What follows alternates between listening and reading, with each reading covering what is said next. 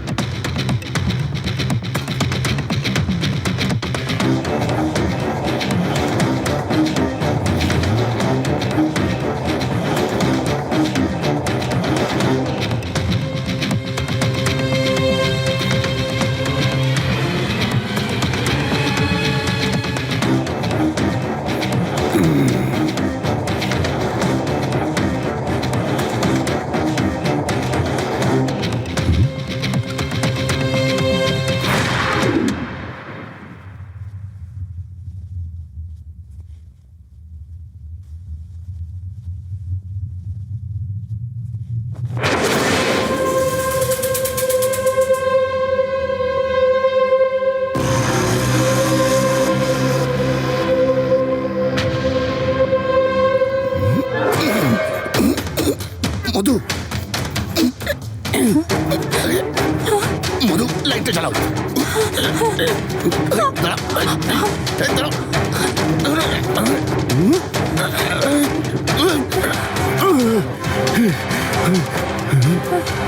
Watchman!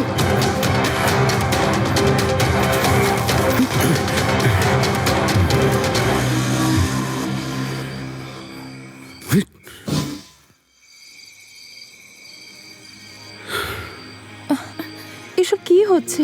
আরে লোকটা কে ছিল? আমিও তোমাকে সেটাই জিজ্ঞেস করছি, তোমার সাথে এসব কিছু কেন হচ্ছে? হ্যাঁ, আচ্ছা তুমি কি এটা জানো যে তোমার আশেপাশে ইলিউশন ক্রিয়েট করা হচ্ছে? সোজা বাংলায় বললে মায়াজাল তৈরি করা হচ্ছে।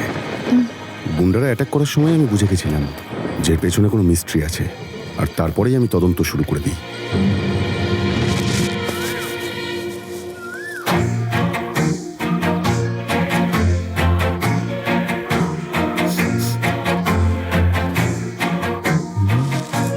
পার্সনিক পয়জন মিক্সড উইথ হ্যাপসাইন্স বড় বড় গাছগুলোকেও কয়েক মুহূর্তের মধ্যে মেরে ফেলে।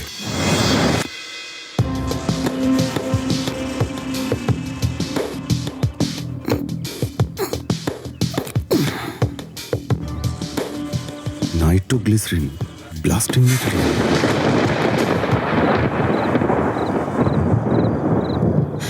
এসব আমার আশেপাশে ক্রিয়েট করা হয়েছে, কিন্তু কেন?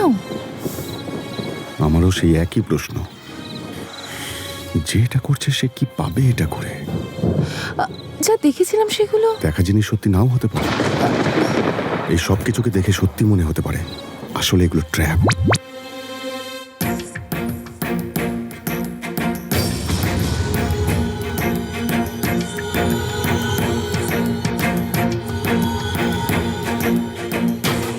হঠাৎ করে কোনো আলো আমাদের চোখে এসে পড়লে তার পর মুহূর্তে সবকিছু ঝাপসা হয়ে যায়। যখন তোমার চোখে হঠাৎ করে আলোটা পড়েছিল তখন তোমার চোখের সামনেও সব ঝাপসা হয়ে গিয়েছিল।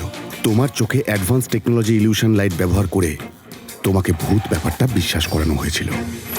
বাট বাস্তবে তো আমাকে গলা টিপে মারার চেষ্টা করা হয়েছিল, আর আমার সামনে একজন দাঁড়িয়ে ছিল আর তার মুখটা না। এসব মিথ্যে হতে পারে না। মিথ্যেটাই মানুষ আগে বিশ্বাস করে। তোমার আশেপাশে একটা মায়াজাল বোনা হয়েছে, আর সেটা তুমি সত্যি ভেবে তুমি একটা নতুন জগৎ তৈরি করে নিয়েছো, আর সেটাকে ইন্ধন জুগিয়েছে একটুখানি কার্বন মনোক্সাইড।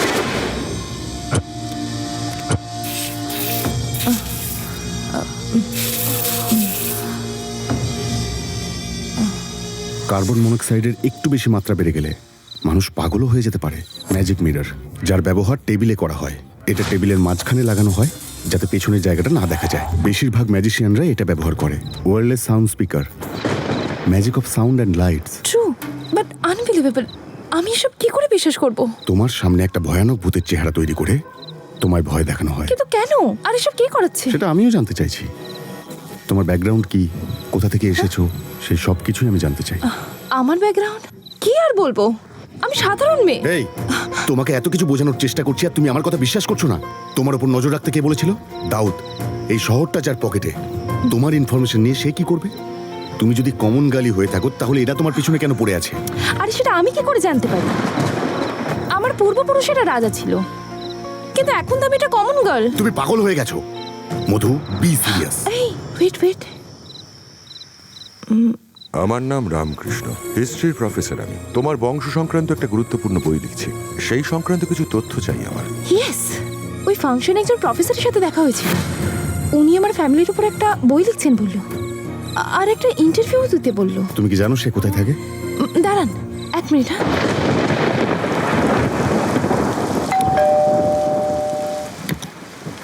আপনি? আমি স্যার মধুমিতা, চিনতে পারলেন? ও হ্যাঁ, কাম ভেতরে এসো। এত রাতে আপনাকে ডিস্টার্ব করলাম, সরি স্যার। কোনো ব্যাপার না মা, তোমরা বসো, আমি টাওয়েল নিয়ে আসছি। স্যার, মধু একটু বিপদে পড়েছে, আপনার একটু সাহায্যের দরকার ছিল। স্যার, মধুর ওপর দাউদ নামে একজন গুন্ডা নজর রাখছে। ওর চারিদিকে মায়াজাল বোনা হচ্ছে। এর কারণটা বুঝতে পারছি না, কিন্তু আমার এখন এটা সন্দেহ হচ্ছে যে এটা আমার গ্র্যান্ডফাদারের সাথে রিলেটেড। মানে তুমি তোমার বংশে হওয়া কোনো সমস্যার ব্যাপারে কিছু জানো না? আমি শুধু জানি আমি রাজবংশের। সেসব আমি জানি তো। তোমার বাবা কি কি সমস্যার মধ্যে দিয়ে গেছেন সেই ব্যাপারে তুমি কিছু জানো? আমি ছোটবেলাতেই লন্ডন চলে গিয়েছিলাম, ওখানেই আঙ্কেলের কাছে মানুষ হয়েছি তো। সেই সব কিছু আমি জানি। তার মানে তোমার আঙ্কেল আন্টি তোমায় কিছুই বলেননি, তাই না? আমি যখন ওখানে প্রথম গিয়েছিলাম তখন ওদের সাথে খুব রাগারাগি করতাম, আর যখন থেকে আমার জ্ঞান বুদ্ধি হলো তখন বাবাকে খুব মিস করতাম, আর তখন এখানে বাবার কাছে আসার জন্য জেদ করতাম। কিন্তু আমি যখন বড় হয়েছি তখন বুঝতে পেরেছি যে আমার বাবা মারা গিয়েছেন, আর আমার আঙ্কেল আন্টিরাও এখানকার সমস্ত কথা আমার কাছ থেকে সব সময় লুকিয়ে রাখতো। আস্তে আস্তে আমি পরিবেশের সঙ্গে নিজেকে মানিয়ে নিয়েছি, কিন্তু তাও আমার নিজের মধ্যে একটা অদ্ভুত ফিলিংস হয় ভারতে ফেরার। তারপর আমার আঙ্কেল আর আন্টির কার অ্যাক্সিডেন্টে মৃত্যু হয়, আর তারপর আমি ইন্ডিয়া ফিরে আসি। আসলে তোমার সাথে দেখা করতে চাইছিলাম কারণ তোমার বংশের ব্যাপারে কিছু তথ্য আমার দরকার ছিল, কিন্তু আমি খুব অবাক হলাম। তুমি তো তোমার বংশের ব্যাপারে কিছুই জানো না। আর যদি তোমার কথাটা বিশ্বাস করি তাহলে মনে হচ্ছে এই সব ঘটনার ওটার সঙ্গে সম্পর্কিত। এসব কি বলছেন?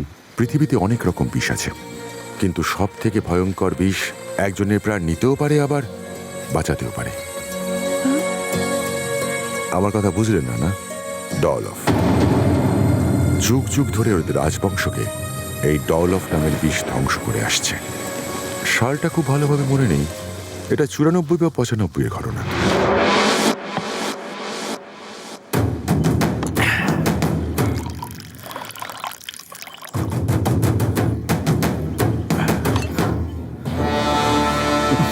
অনেক এসেছো, আর কতদিন চুপ থাকবে? অনেক হয়েছে, এক তুড়িতেই সব রহস্য বার করে নেবো। এই গজপতি, তোর রাগ বা শক্তি দেখাবার জন্যে এটা কোনো রণক্ষেত্র নয়। শান্ত হয়ে বুদ্ধি দিয়ে খেলতে হয় এই দাবা। কখন কোন চাল দিতে হয় তোর বাবা হিসেবে তোকে বলছি, তুই শোন। এতদিন তাই তো করেছি, তাতে কি লাভটা হয়েছে আমাদের? ওর দেওয়া ভিক্ষাতেই তো আমরা বেঁচে আছি। তোমার এই দাবা খেলার চোটে আমার ধৈর্য ভেঙে গেছে। এবার তুমি আমার খেলা দেখো। এই গজপতি, গজপতি থাম। দাঁড়ান ছোট মালিক। মালিক, আপনার বাবা যেটা বলছেন সেটা সত্যি। যদি রহস্যকে বাঁচাতে হয় তাহলে এই মুনিম হয়ে মুনিমই থেকো।